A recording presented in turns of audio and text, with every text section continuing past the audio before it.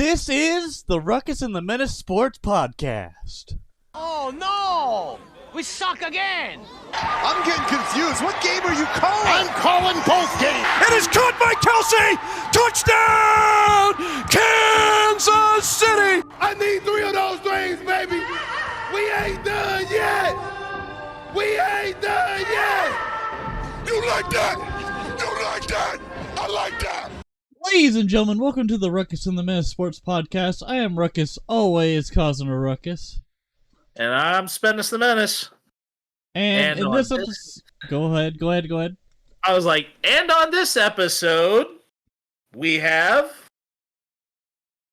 the starting lineup, the Clint Eastwood segment, The Good, the Bad, and the Ugly, wah, wah, wah, the High Heat, and our color commentary. And then to top things off, we got our stud and dud of the week. So, Spennis, always being a menace, how we doing? I want to open up this show, or at least this episode, in a little bit more of a special fashion. I know this is a little bit of dating the recording episode, but for the time of course, the recording this episode, I am recording this actually on the evening of my own wedding anniversary. So I am definitely giving a special thank you to my wife as well for, number one, allowing me the opportunity to do this, as I also was earlier cooking dinner. So that kind of was along with it, but definitely this is also, in a rough sense of it, also 2 years of making Ruckus and the Menace content for us. And I coincidentally did not completely think of both of those things kind of happening right around the same time of year in back-to-back years, but it just kind of happened. Yeah, that kind of... I don't even think about it at this point, like the time that flies. I just kind of... My mindset is just keep moving forward, even though crazy things will happen. Like, you just kind of either get used to that fact, or you're just kind of like, okay, like, let's just keep moving forward and survive. It just becomes totally coincidence at this point. Yeah. It is more coincidence than anything else at this point, just simply because the idea got adopted one year, and then just another major life event happened. Hey, shout out to Alex Mann for that idea too. I don't even remember. I think we were in one of his streams when this happened too, because he was talking about how we should. I think it was actually. Yeah, I think it actually, ironically enough, was a Twitch stream that started it. But now, with that kind of aside, I kind of wanted to give a special thank you to start, and we now can get right into the sports that you guys are here for. Yep. And I will let Ruckus go ahead and take care of the baseball stuff while I am looking at our upcoming content activity. All right.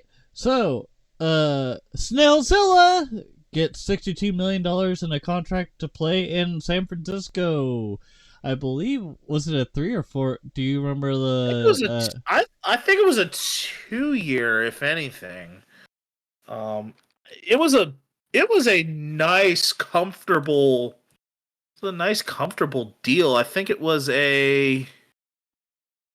what was that contract? It's the California tax, so... Well, I mean, that contract is... it was it was exactly 2 years. It was a 2-year, $62 million deal, an opt-out after this season, where he will earn $15 million with a $17 million signing bonus, So 26 million in a sense. Yeah, I mean, basically 2 years, 62 million, which really was probably 31 in a real sense, but Yeah. But yeah, important part of that whole segment was Blake Snell stays in California. Woo! Said no one. Um also in the news for baseball moves, I saw this on Twitter just like an hour ago. The Pepsi porch of Kauffman Stadium, which was the standing room only seating, is now going to be the Coca-Cola porch, probably. I don't know. Coca-Cola partners with Kauffman Stadium. So people lovers of Diet Coke, Coke Zero, and other Coke products rejoice as Coca-Cola is now the partner with Kauffman Stadium. Woohoo! No more Pepsi. Hopefully they have Dr. Pepper. They better have Dr. Pepper, please. Kauffman I Stadium, if think you're listening to this. I think Dr. that Pepper. Go why do ahead, I feel sorry. like Dr. Pepper is actually one of those where it's neither? Well, because it's just so damn good, okay? It just needed its own little pedestal. Yeah, yeah, because I think it was. It actually no, it actually is a It actually is a parented company of both. So I think that Dr. Pepper kind of is one of those where they can get away with, where they kind of sit on both lines. I mean, here's the thing. Sometimes I kind of get a little, well, it's not even really anxiety, but like that feeling of like whenever I go to a restaurant, which is very rare, might I add, or like they serve Coke products and you're just like, oh shit, are they gonna serve a Dr. Pepper? Or are they gonna hit me with the, is Mr. Pibb okay? In which, in that sense, I say, hell yes, it's better than nothing. Because Mr. Pibb is still pretty good. It's just that Dr. Pepper, come on. It's Dr. Pepper. Anyways. Yeah, you have a higher chance of hitting. I think you have a higher chance of hitting a Dr. Pepper at a restaurant than you would a Mr. Pibb. Or if it's a Chinese restaurant, they'll ask, is Mr. Pibb okay? And then that. Yeah. It's usually either a Chinese restaurant or a Mexican restaurant that says, is Mr. Pibb okay? It's not even a contest. Anyways. What's going on over there in the upcoming content activity, Mr. Spence? Our upcoming content. Our March to October runs. We are planning to start the March to October runs. We're planning for around mid-April to debut our launch episodes. Woo! Our teams have been set, and a couple little hints I'm going to be throwing to you about which teams we have chosen. Can we just reveal them, please? Oh, we can do that. We can do that. That's perfectly fine. Okay, cool. Yep. Yep, and I'll let you go first. All right, to nobody's surprise, if you know me. If you don't know me, I'm a big Kansas City man. And yes, I picked the Kansas City Royals as my March to October because I want to see what kind of shenanigans I can get up to with my franchise. Could I trade Salvador Perez and get some assets, or do I go all in with something? Who knows? We'll find out in April. Spennis, your thoughts? Here is where I will be standing. Notably, I would be thinking, oh, I would want to take a long shot team as well.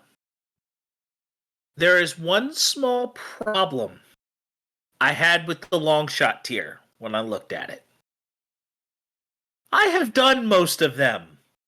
at least once already.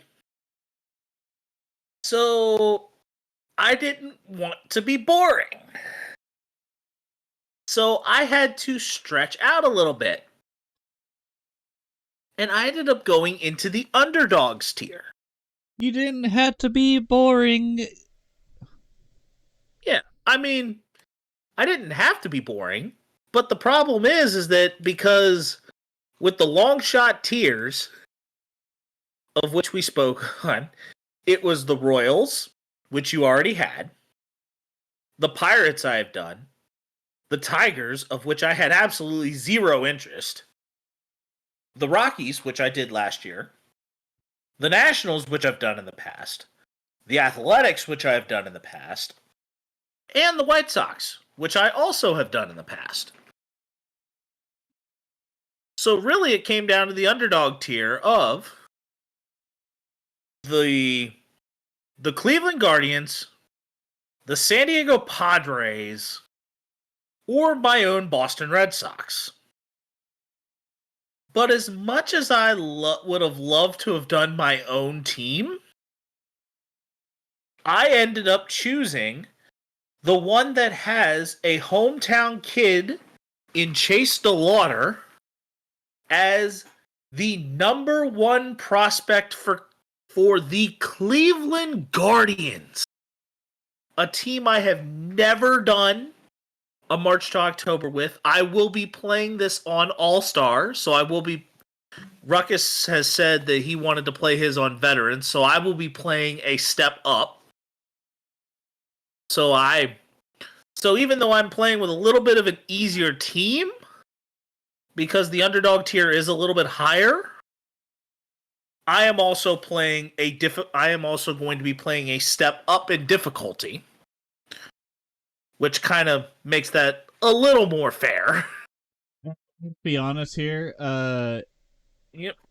For the content, I may or may not switch it up to All-Star. I'm just trying to see how things go with it for now, because right now we're just grinding through Diamond Dynasty, and it depends on the moment, and or if I'm in Conquest. If I'm playing Rookie, I like to play Rookie because it's easier, but like Veteran's pretty easy too. It's just timing of the hits and making sure that you're not an idiot whenever you're looking at the zone. That's about it. Oh yeah, I will say right now I'm probably more in a solid all-star type feel.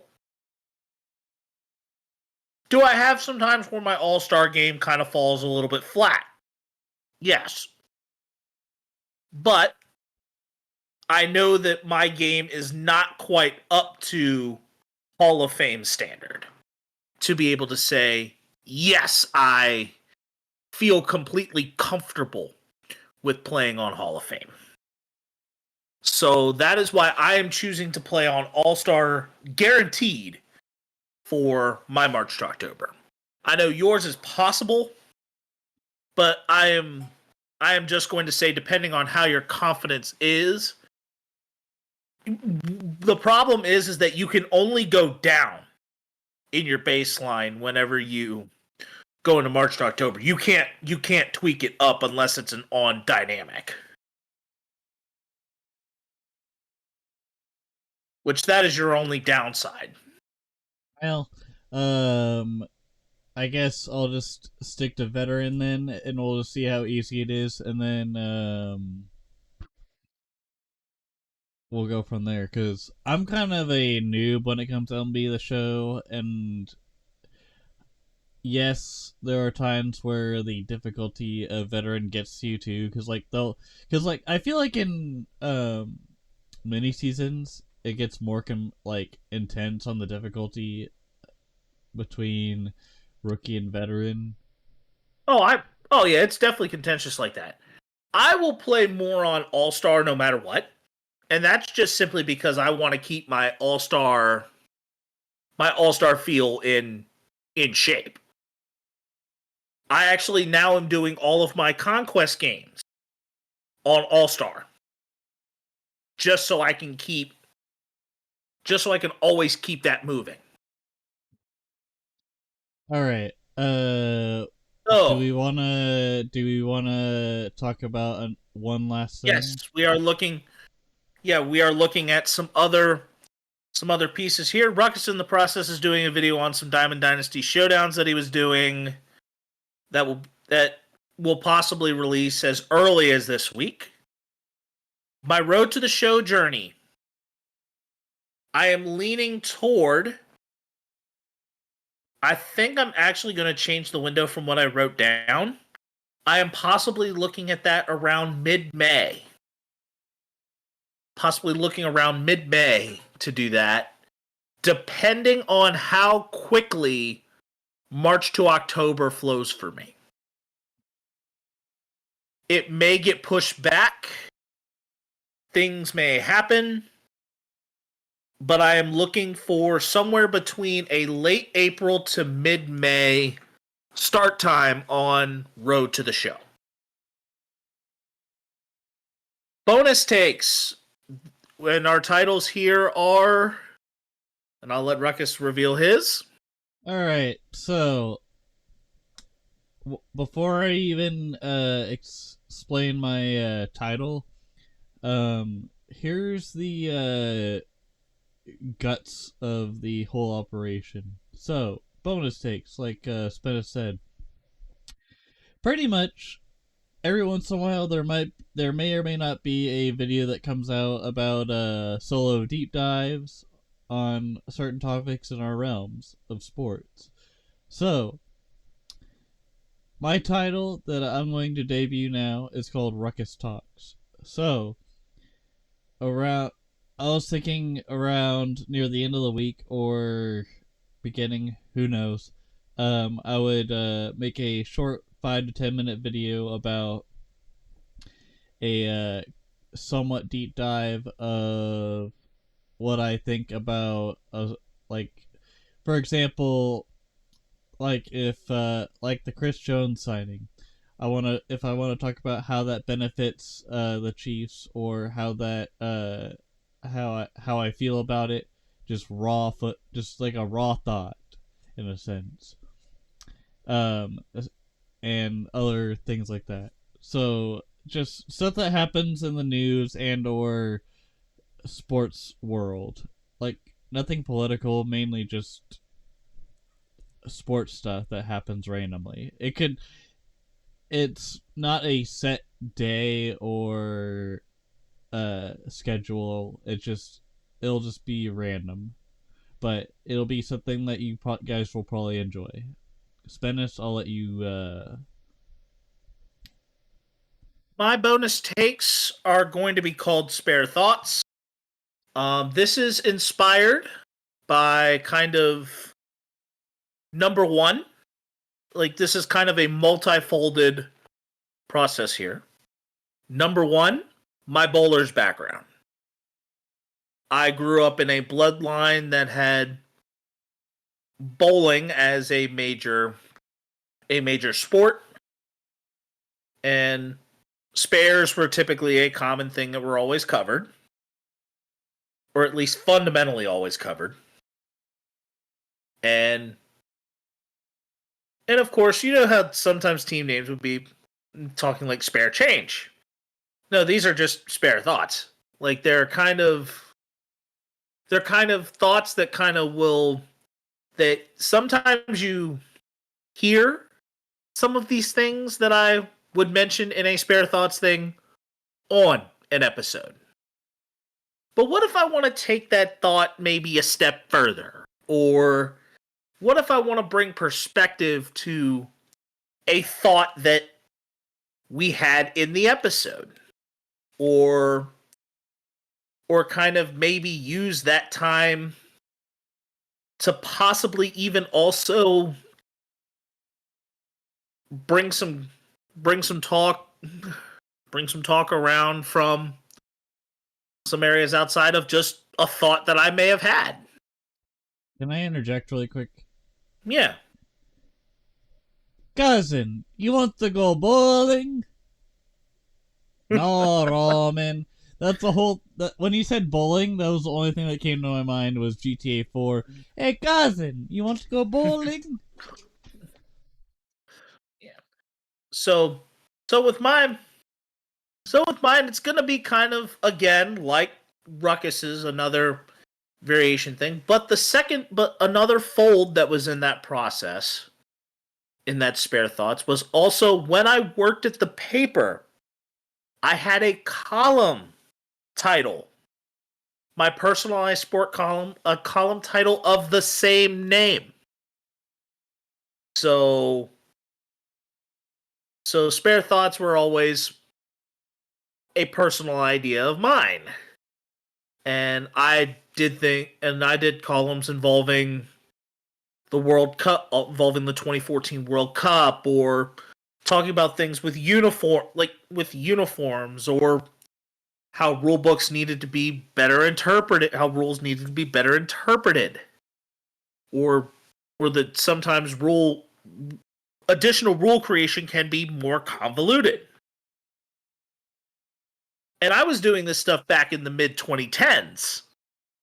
So for those that are on the local radar for here that are listening to this, this is a return of something that happened 10 years ago. It took me 10 years to get to this point. Spare Thoughts is back, baby!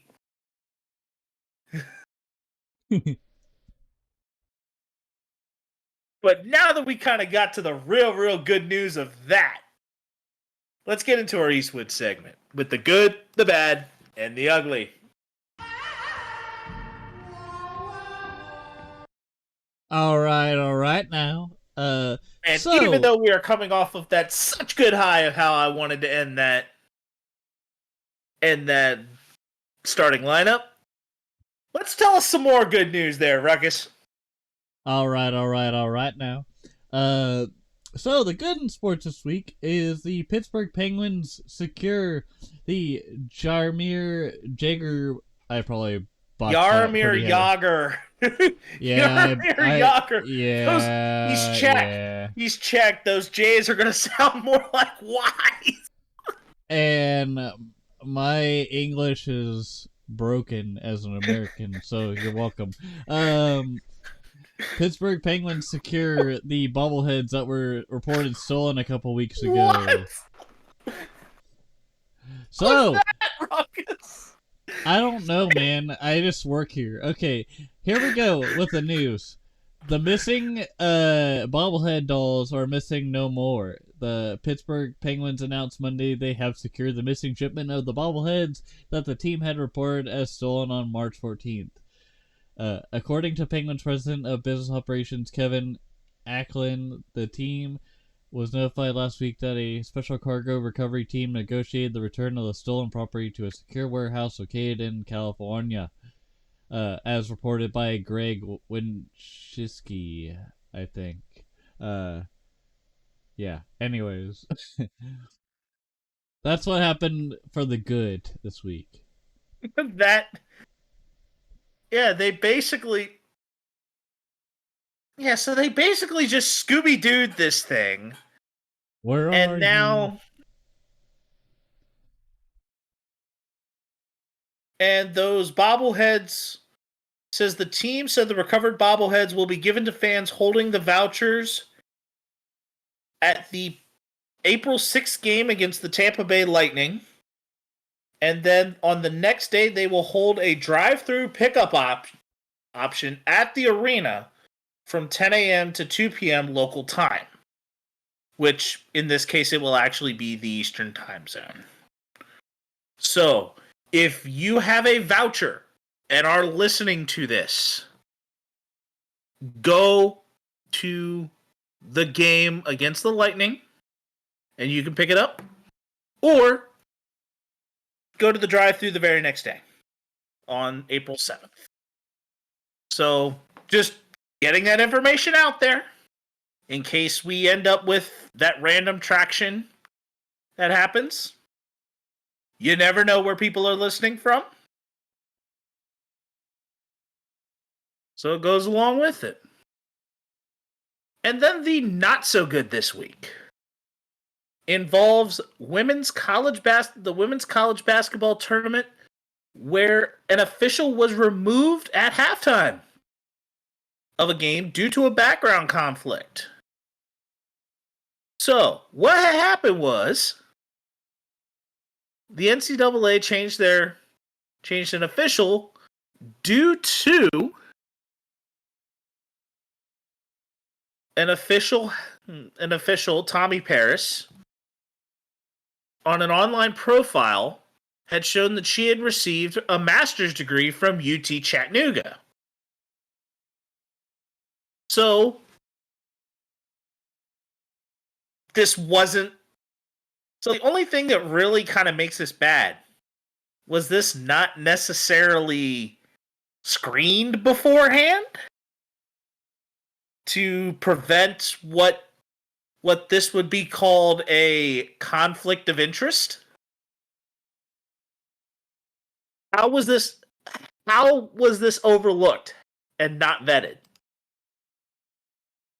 That is the part that probably is more baffling than anything else. If you're picking up what I'm putting down here. Faux show. Yeah. So I mean that's just where my head's at, because you typically don't want to end up with a hand in the cookie jar having a bias. And officials are supposed to have no real bias at all. Just like the people that are commentating the game. Like, you kind of need to have like an unbiased perspective when you're broadcasting sport. I mean, granted that I swear up and down that Troy Aikman is always pro-Cowboy. But that's just because he played for him. But they still even with Tony Romo, they still put him on a Cowboy game. Hello? Can we not have a conflict of interest, please? Whenever we're watching the Cowboys try and win a game, or in certain cases lose a game. I mean, Or if you don't want them to preferably get lose too a game? I mean, if you don't want the Cowboys fans to get too comfortable, that might be a way. Yeah. But you want to kind of also cut out the conflict of interest. But these network execs don't do the vetting. I mean, it's a little different with a commentator as opposed to a ref. There is a difference there. But it does annoy me sometimes when the bias of talk seems to show that there's a conflict of interest. It is a little perturbing at times. But our ugly this week is definitely very, very ugly, and has a few more levels to this than we think. Yeah, about that. All right.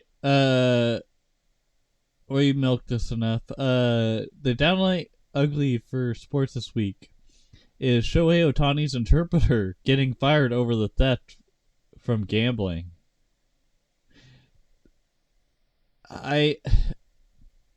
There are some things that are a little weird. There's some things that are just like, wait, what? Yeah, like, here's the thing. From looking at that press conference that happened earlier today, part of me was like a little sketched out, because it's like, okay, Shohei is saying some stuff in Japanese and the interpreter is saying things, trying to interpret it. But did he interpret it enough? But also, is Shohei at fault for what happened with the Rich Homie Kwan interpreter guy that was his interpreter for the longest time and best friend? Like, I feel like if you're best friends with someone and you are very open with them, I guess, keyword being very open, I feel like you would know or understand, like, hey, this person's got a problem. But I have a feeling that there's some legal tampering, but at the same time, I feel like Otani, if it was more of like a serious thing of him not wanting to, like, if you were to lie, I think it would be more of a, oh, he didn't want to comment on this or that, or really not talk about what happened. He'd probably just be like, oh, like, I'm just gonna, like, he would be like more conservative, be like, hey, I'm not going to talk about this, and that's it. And then the reporter's trying to get more out of him, whereas in that conference he was pretty much saying like, hey, my interpreter lied about things, and I didn't do this or that, and it sucks that it happened, and I'm very disappointed in that person, and he's no longer here, so that's my time, thank you, whatever. That's what I captured from Otani's press conference today with the new interpreter. And it's also that whole, he also followed up with that whole, I did not gamble on baseball or gamble on anything here. That's my story and I'm sticking to it. That's kind of the simple way of saying, like, it's one of those, like, it seems like a very, like, that's kind of the redneck way of saying it. That's my story and I'm sticking to it. But I think that's really what I think a lot of what that kind of was that it's like, it's my side of the story and I'm sticking to it. I personally, if you bet on everything but the sport that you play in, I feel like that's okay. But if you A little bit more on... bent for that. But Shohei couldn't have done that in his own home state anyway. California does not have legal sports gambling. What? You would think that they would, though. They don't. Weird. Yep, California is not one of them. So where the hell did his former interpreter... That's what I'd love to figure out. Like, did he put like a VPN to like another like state and then be like, "Yep, I'm gambling here"? Like, I mean, that's what I'm thinking. it could have even been from another country. Probably Japan. Well, here's the thing. I feel the only reason I'm skeptical is because of the fact that, like, he said some things in Japanese I couldn't understand because I don't know Japanese, and then the interpreter kind of just like said one thing, and you never know if it could have, unless you like speak the language, if it was interpreted in a way where it's like fixed to be like, oh, like, obviously, of course, Otani's interpreter said the right things for Otani himself and this or that, but like, whether it was like an interpretation to actually be a reasonable translation, or just as an interpreted way to do an old CYA. Yeah, cover your ass. Yep. That's kind of the simple. That was kind of the simplest way I could describe it. Aren't you kind of glad that you have a ruckus always causing a ruckus? At that point, for something like that, yes. But I think that anyone that would have generally been listening to it involving this long enough, if I would have said that, it probably would have been understood clearly what I was talking about. Yeah. But yeah. So to finish things out, I think it could go both ways, but I think Shohei is not guilty because of the fact that he decided himself, hey, this happened, and he didn't like look suspicious doing it. Like, he was just like, hey, this happened, and this is my story, and this is what I'm gonna stick to. rather than just like a like gray area of sorts. Like it feels more confident. I think Otani knows what he's doing and um is doing the right thing. So to the people that are joking about it, good for you. Meme all you want, but in all seriousness, Otani is probably not guilty.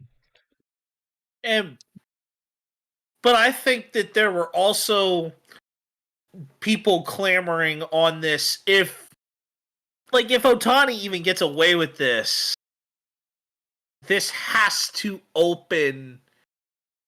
If he's getting away with people like allege that he's doing, it almost thinks people say like it has to open the door for Pete Rose to get in the Hall now. Let's put Pete Rose in the damn Hall of Fame. Here's the thing: is Pete Rose? The problem is that it opens the door.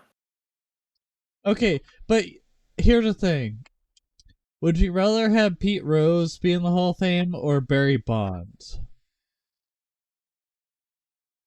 A guy that technically cheated with steroids. The hardest part about that, or at least about that particular piece of it, is that Pete Rose was scandalizing baseball a little bit and actually betting on his own team. So honestly, if you're going to keep Pete Rose out for that, and you're wanting to be a stickler about integrity of the game, you keep Bonds out. Even though Bonds technically never got caught. It definitely was true, but he never got caught. Mark McGwire did use steroids. He admitted it. He said it was legal at the time whenever he did it. So, I mean, there are people who very much are gatekeeping who gets into the Hall. And I think the gatekeeping has kept itself very, very heavy on Pete Rose not getting in for so long that I think that piece of it, just because of that, is still going to end up remaining no matter what happens. Yeah. I don't know if there's going to be really any sort of way that that's going to end up ever getting bent. Just simple as that. Yeah. All right. Let's get into our high heat as we turn the dial up to 425 degrees Fahrenheit and show you a breakdown. Spennis, Yes. go for it. Yes, we are doing the men's tournament because the women's tournament has mostly been chalk at this point. And the men's tournament has had a little bit more interesting turnover, you could say. And also, currently the men's tournament is already, at this point, complete. They have already finished playing every single game for the first two rounds, while the women are still actively playing at the moment. And the question now that we have for the men's so far, were there any upsets that we had a lot of excitement about? For me, I think it was Oakland over Kentucky because whenever I was like kind of watching on the side, because for me, March Madness is more like I want to see when things get tough, and when I mean tough, I mean when the leads are really close to each other, like the teams are like neck and neck, and the time is like very little, and you want to see which one goes where. And honestly, I don't really give a damn which team it is. But anyways, this one where it's Oakland versus Kentucky, Oakland was, I believe it was a team in Michigan that beat Kentucky, right? Or Yes, this Oakland team is from Michigan, not California. Again, a no-name team that beat a big-name team that had Karl Anthony Towns at one point, that had John Wall at one point, that had Anthony Davis at one point in their career. Like, It's a it's a blue blood. yeah, Also, also Kentucky is the alma mater of Pat Riley. If come to think of it, but that Oakland team, there was a notable thing that was the coach. The coach for Oakland had coached for 40 years, and I believe it was also his first tournament, or at least one of his first tournaments, as far as the NCAA tournament. The one guard, Jack Golke. Did you hear anything about as far as how many 2-point shots he took? He had only taken 8. The rest of his shots that he took that were not a free throw or shot scored for 2 points were from behind the 3-point arc. He would shoot nothing but threes. In that Kentucky game, he scored 30 points, all threes. And he had a shot release that was about as quick as Stephen Curry's. Mm-hmm. That, to me, I think the Oakland one was a big shocker because there were people who had Kentucky deeper than where I took them. And I had them going all the way to the Sweet 16. I think I had them pretty deep too, but your worst one was Auburn with Yale beating them, which yeah. I did not put here. I will mention that later, or mention something about that later. I was very excited about that JMU over Wisconsin upset too, as that one was a 12-5, which generally seems to happen. And JMU is only about an hour and a half from me. And that being James Madison University. Yep. That college is in Harrisonburg, Virginia. And also is where Chase DeLauter played baseball before getting drafted.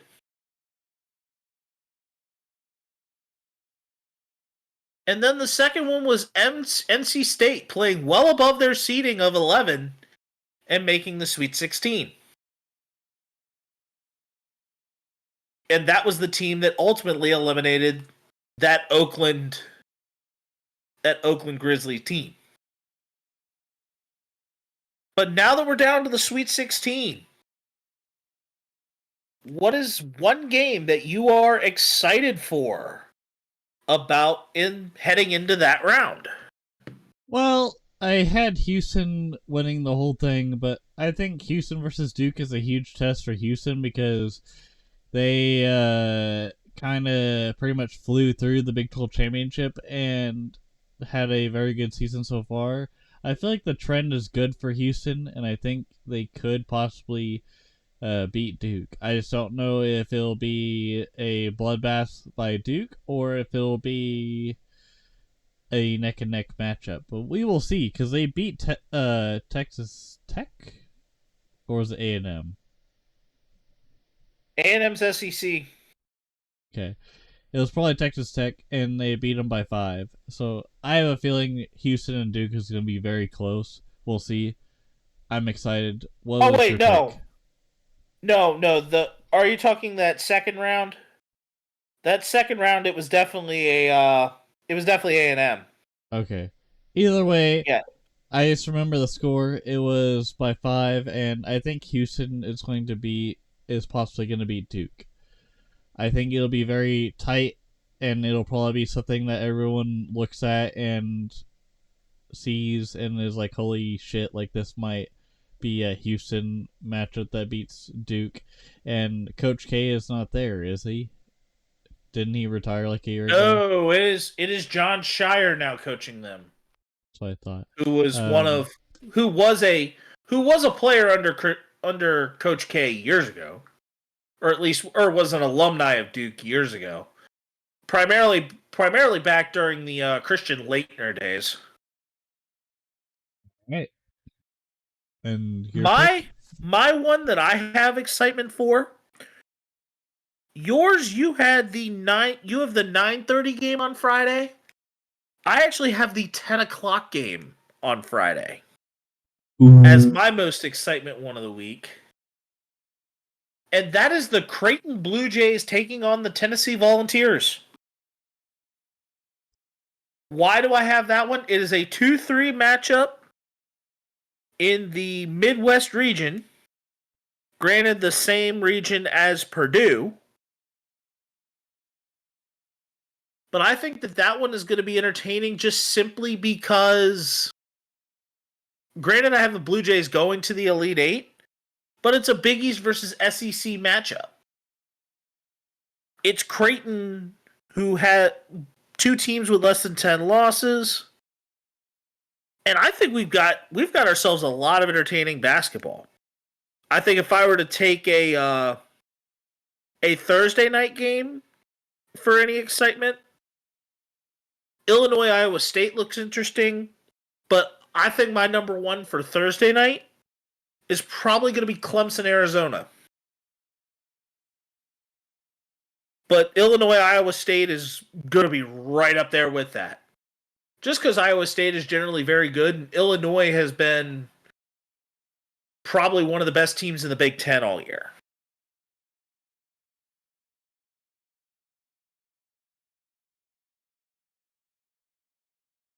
Are there teams that we have? Are there teams that we have any concern about heading into this weekend?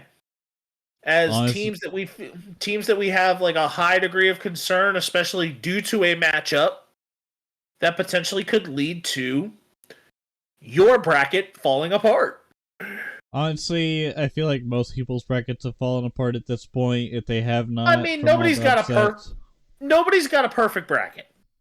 But I'm saying, like, for those that have their national champion, like say you who have Auburn falling out of the Final Four, or not getting to the Final Four, like saying if someone who has a pretty good bracket, like a pretty solid bracket that's held up to this point, who are some teams that you feel you should have concern about of whether or not they're going to get closer to winning a national championship?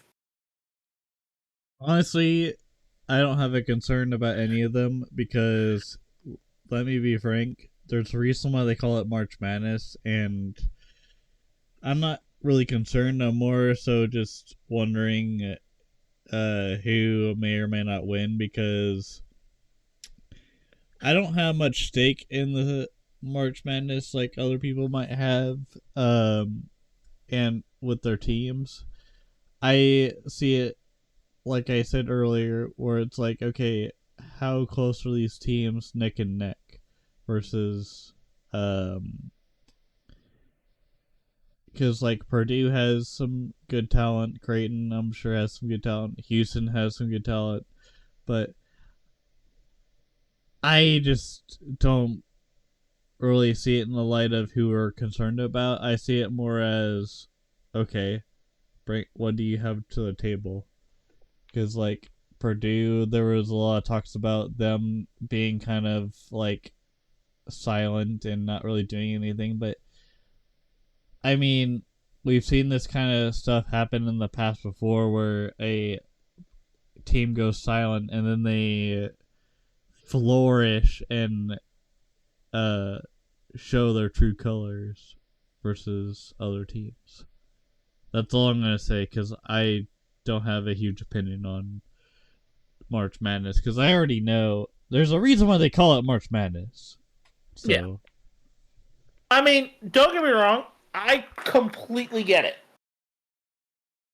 But there are 3 feel that there is going to be some trepidation and some worry that I think that should be concerned. The first one that I have is Purdue. Purdue is now playing against a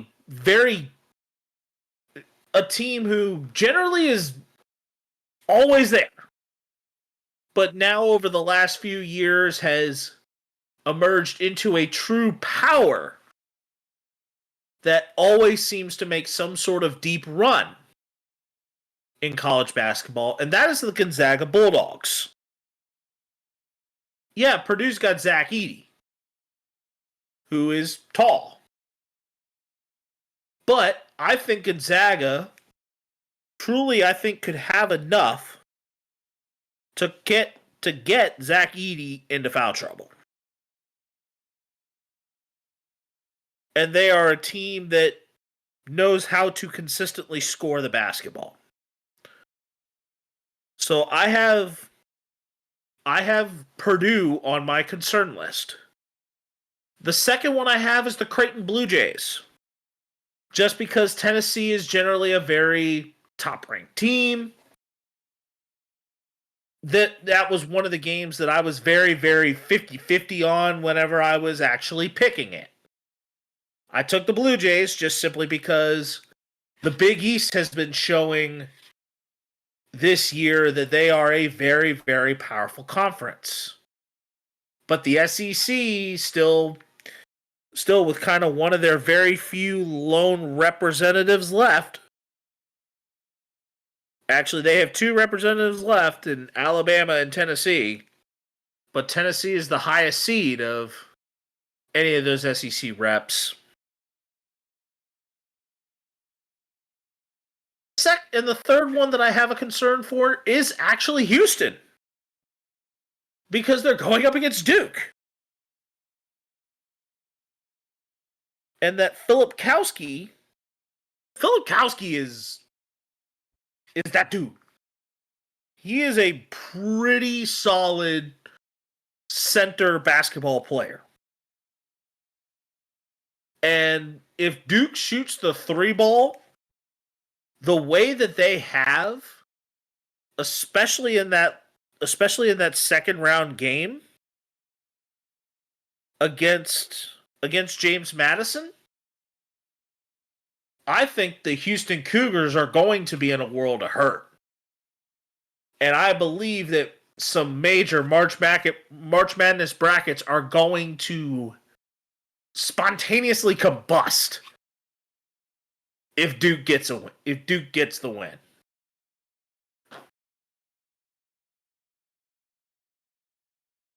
Bracket challenge updates for the women right now. And I'm going to start with the women. I am at plus 70 points on Ruckus. Heading into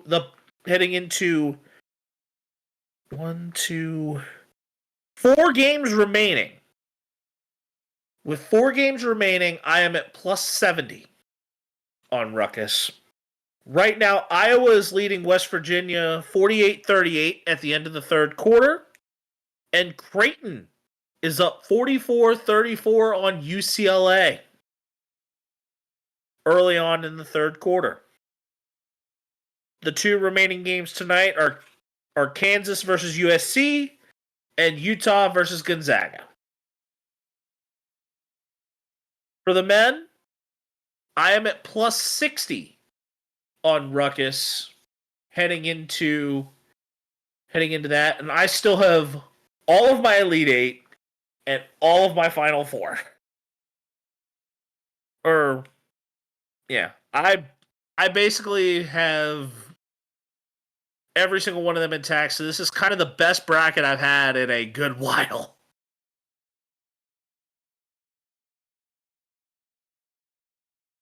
But now that we wrap up college basketball, we now will move on to a few notable NFL changes. And we break them down. Changes.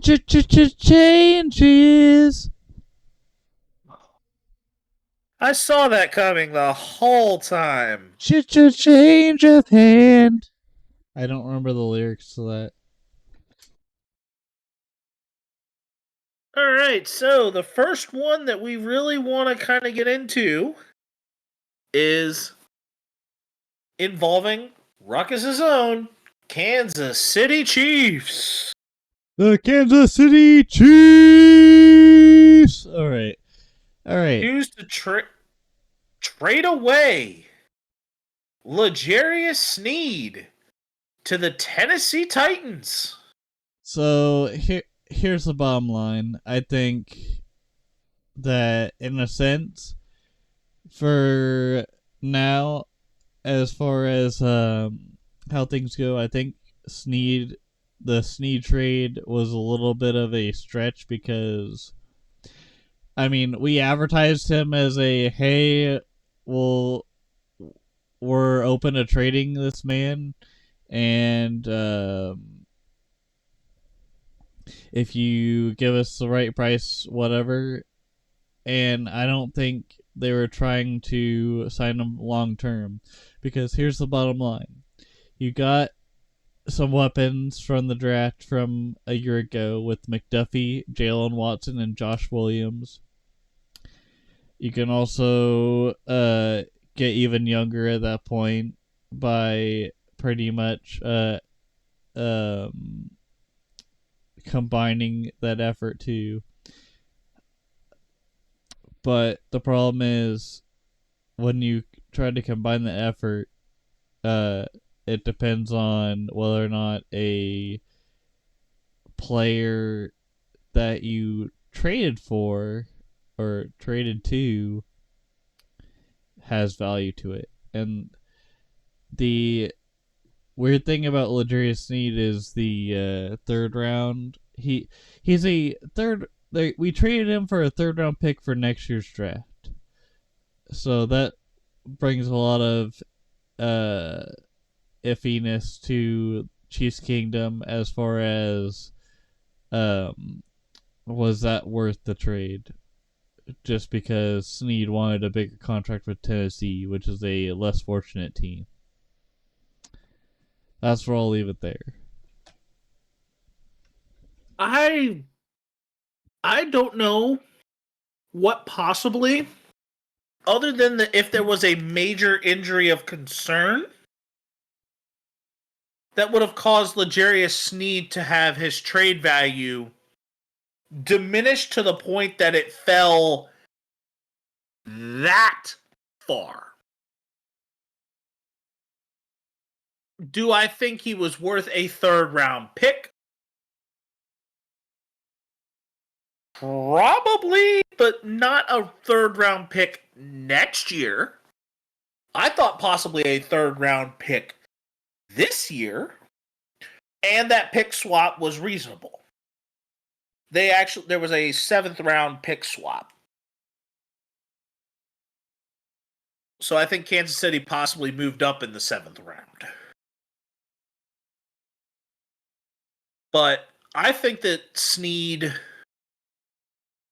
I think Kansas City probably could have gotten more with Sneed unless something was really horribly wrong or of a major concern that was a red flag.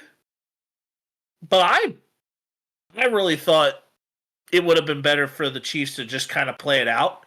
But I think it opens the door for Trent McDuffie to be the true number one corner of that Kansas City secondary now. Do I think that it ultimately can be a net benefit for Kansas City? Yes. Do I think they got as much in return as what they could have? Absolutely not.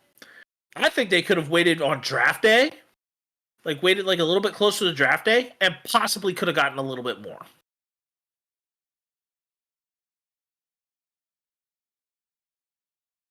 I think they kind of cut bait on him a little too early. If that makes whatever bit of sense that could sound like. Yeah, makes sense. I mean, it's not like the Fields trade to Pittsburgh where Justin Fields' trade value was so depleted that was the only real option they had. I think there were multiple options that could have been possible for Snead. Just nobody else except Tennessee was willing to take him at that price. And they got him for a bargain. I'm gonna say this. I feel like it's kind of like the hype between J.C. Jackson of last year, where it was like, okay, he signed a big contract with the Chargers, but could have been a downgrade because you don't know what his performance or production would have been like the next year after that. He's 27. Snead is 27. But here's the thing. Snead, yes, he had injury history with the knee, but has been doing good. Part of me wonders what the injury doctors are like in other parts of the league, but at the same time, like, it feels like with the Chiefs, it's like pretty damn good. Like, Juju Smith-Schuster was like probably the most active he had been when he was with the Chiefs compared to other years where it was kind of like, well, we're not going to clear him. And then with the Chiefs, it was like, oh, we're going to play him. Don't you worry. And he was like barely able to go. So it's kind of like, what did they do? But anyways, let's go to the next segment or next part.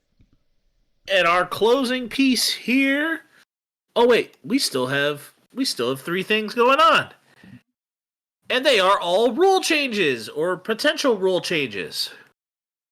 The first thing I noticed here is that it looks like the brotherly shove or the tush push rugby scrum play is going to hang around for at least 1 more year. Is this good or bad Who for the cares? NFL? Is it concerning? Yes. I guess. It is. I believe it is a concern for whoever is at the bottom of the pile, which primarily for a good while was none other than Eagles center Jason Kelce. No wonder why his back was hurting him bad enough that he eventually just said, it's time for me to hang it up, even though he was potentially about to do that. It was well, just here's the thing with Kelce, though. He was undersized for his position, though, too. That is true. But more oftentimes than not, your center is going to be a little bit smaller than the rest of your offensive line. Because you have to have some sort of agility to hold on to this football, snap the football, and get your hands back up fast enough to be able to start blocking. You got to have some sort of agility to then eventually have some footwork. Yeah. You got to have at least a little bit of feet work. So that center position compared to your your guards beside the guard or the tackle, you got to have at least some sort of quickness and agility as a center. Or else you're just going to be right there bent over as a defensive tackle's coming at you saying, choo-choo!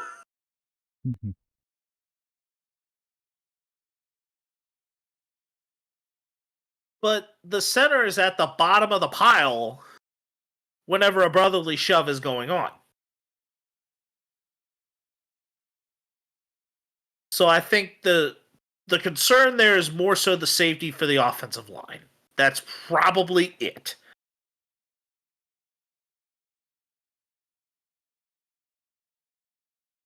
Second one, the proposed kickoff rule changes.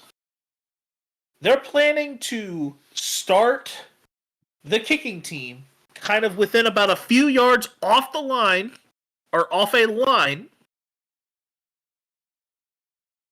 separated by a line of return team blockers. I think it's about 10 yards separate. I think it's like 5 to 10 yards separating those. And then you have two deep return men. So it's 10 the 10 gunners, then 9 blockers and two return people in the back. The kicker is all the way at the back at about the 35, and they're potentially wanting to push it back to the 30. And the kicker kicks it away, and the kicking team and the return team cannot move until the return person or somebody else touches the football.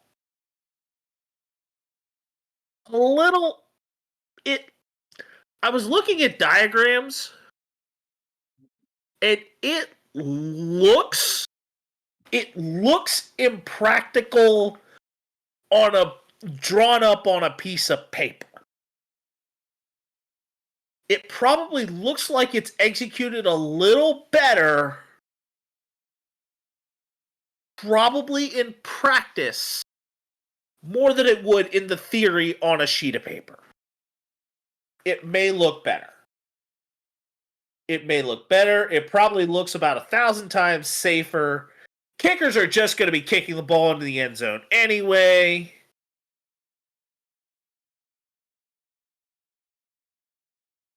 It's not like we're seeing much climactic things on a kickoff anymore anyway. Yeah, I don't really have an opinion on that, to be honest, as long as they keep the kickoff going. I think that the onside kick is probably the bigger issue. Of which, why don't you just make it a 4th and 15? Make it a 4th and 15 from their own 25. And if they convert the first down, they keep the football. If they don't, they must go on an untimed down and punt the ball. They go to an untimed down where they punt.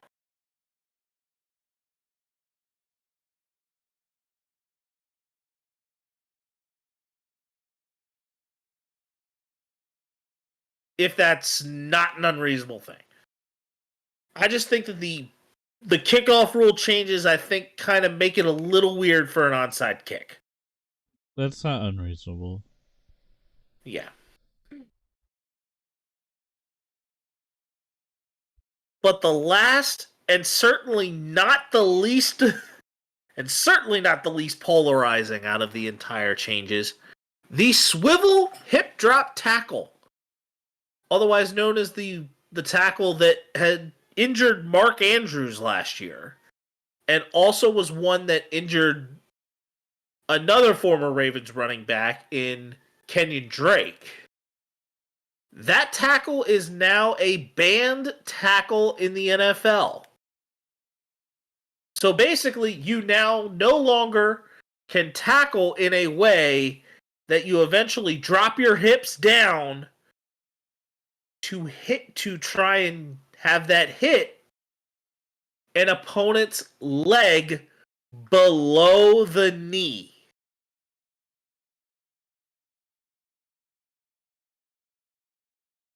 If it's hip to hip or hip to thigh, you're fine. But if it goes to the knee or below, they're going to get caught. They're going to get caught, and there's going to be a flag. And this is going to have more fine-related material along with it. Same with like the helmet to helmets or the horse collar tackle. So the question is, Ruckus, is this a good rule is this a good ban on a particular type of tackle? I mean, whatever makes the NFL a little bit safer as far as tackling goes is fine with me. Like the hip drop tackle ban is probably a good start. Um, as long as they don't make it to where you can't tackle, I'm okay with that. Like obviously, there's different like tackles they could do that are bad currently, like the horse collar. Oh yeah, the horse collar they've already banned. I think really in reality they need to focus more on like the unnecessary roughness ball, like unnecessary roughness penalty, because that has been more of a concern in in recent years, because like a year or two ago, you had Chris Jones getting unnecessary roughness penalties, and then you had other BS penalties where it felt more so like um, a player was getting more beneficial treatment over another. But That I think is worse when it comes to another particular one called the penalty of roughing the passer. yeah, I think roughing the passer is one where you have that happen a little more often than what. And it's sometimes hard to control where momentum goes. Actually making a tackle. It's like you all of a sudden, like, you don't have very much of a full intention of accidentally landing on the quarterback whenever it happens. But yet, whenever that happens, you just see that yellow hanky fly out of a ref's pocket. and then you see the drunk fan go, "That's bullshit." And then you're like, well, was it actual roughness or not? And then you have this whole fucking debate for eternity, and then they're like, oh, it was this way or it was that way. And it's like, God damn, NFL, like, figure it out. And then you have this whole discussion. Like, Jesus, like, fix it! So you have that, and then I think they're also looking to try and clarify more things on roughing the passer and also intentional grounding because of some things that have kind of come along. I wouldn't be surprised with any of that, just simply because the intentional grounding thing is an odd rule as well, because you have to be outside the tackle box and you have to have the ball past the line of scrimmage. Yeah. Or the ball get at least to the line of scrimmage. And I think there was one where it was like, yeah, it's a legitimate intentional grounding call because, yeah, that receiver may have not been that close, but that ball also never got to the line of scrimmage. I feel like also this could turn into another video, but yeah, it just becomes debate. The whole thing about refs is like, you have some that are kind of like in that movie Rebound, where they're like super slow at reacting to something, and then they'll say what they have to say, and even when they have to say something, it's really like stuttery. And then you have some that are just like, yep, this happened, blah, blah, blah, blah, and then you're just like, boo! You're like, where? Or like, wait, what? And then like if you're a fan in the stand, and you're going boo, and you don't like see the right angle of it, like, you could be wrong, but at the same time, maybe the ref is wrong and they're full of shit, and you as a fan are like, I saw that with my own two eyes, and it's just like, how do you gauge that? Like, obviously the dude that's like way closer to the field that is paid to referee that could say one thing, but like the fan that's looking at that and then seeing it on replay could say another thing. Like, the replay is also a big thing that factors into that too, and that's probably what pisses some fans off. And obviously, as a home fan that has their home team get penalized or something, they're gonna boo and they're gonna say, "Oh, we need to get rid of this person or that person," or say something else. Like, it happens. No ifs and buts about it. That's all I'm gonna say. Yep. We ready to hit the stud and dud? Hell yeah. All right. I'll start with mine. So, my stud is the new interpreter that had to kind of just jump in there for Otani after the after this crazy story that came out like a week ago.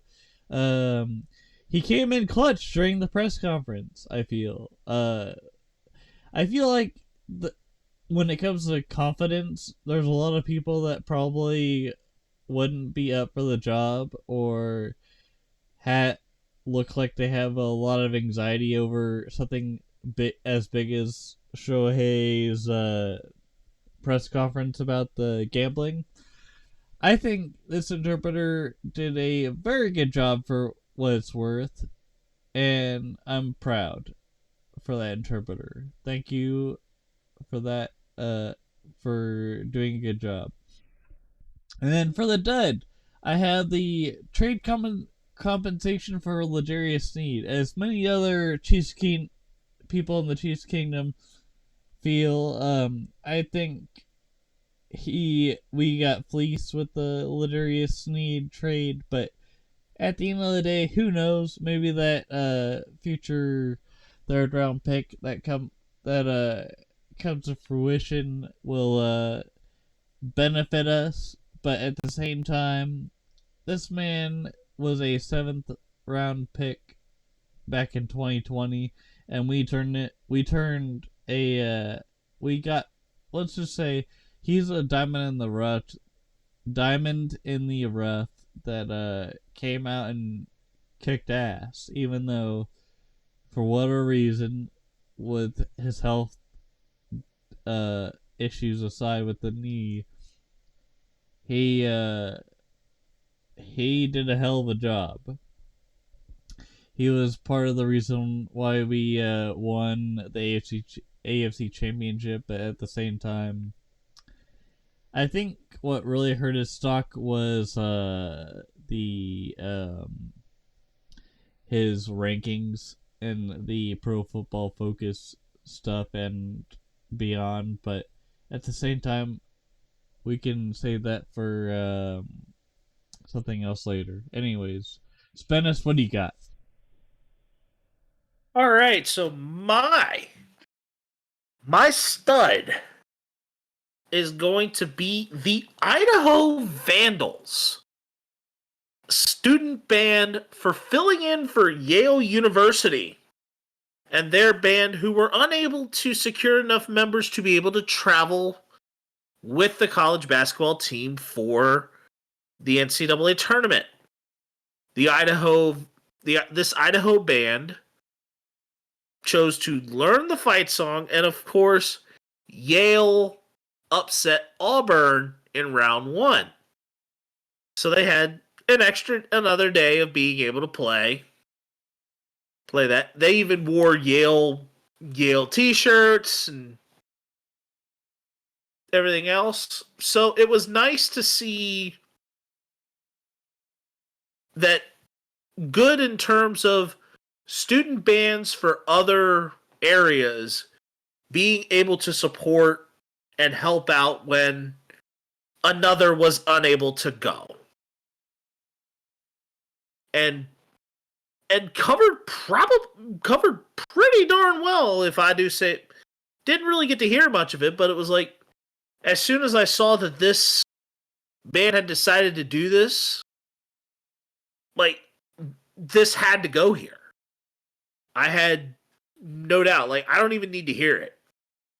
Like, just goodwill. Like, goodwill for another smaller school in the nation to help out another smaller mid-major Division 1 Division One school, be able to have a band that wouldn't have one otherwise. And my dud this week is what we're going to call the dummy of the episode. And I hate to do it to this guy. I hate to do it to Coach Prime. Hate to do it to none other than Neon Deion Sanders, who is the Colorado Buffaloes head coach. But you are the dummy of the episode for saying that his son, Shador, and star cornerback Travis Hunter are only going to be able to play for certain teams when they are up for the draft next year. You don't get that designation, especially because both of those players are projected to be top draft picks. This isn't baseball where you can, hey, I'm going to declare here at this age, I get selected, I choose to stay. You don't have a go back clause. This ain't the NBA where, oh, I get to go to this destination and play basketball. And I'm 19 years old. You don't have a go back clause like in baseball. You don't have that. You also don't necessarily get to have a very, very high degree of control of where your players play. Even if trades happen, you can't force that as someone from the outside. It's the teams have to do that themselves.